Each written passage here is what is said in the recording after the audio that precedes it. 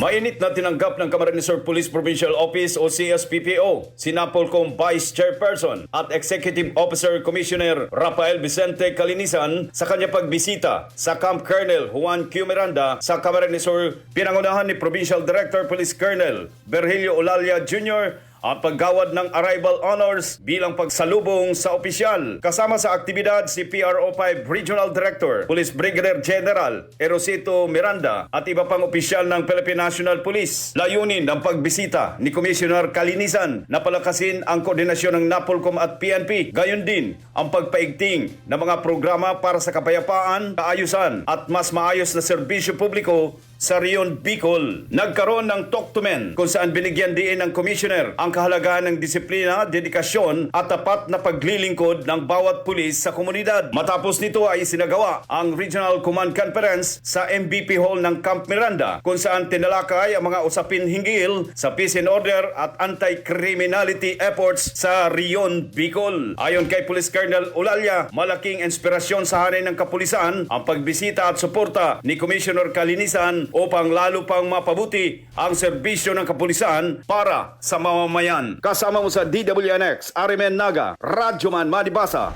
Tatak Arimen! RMN Network News.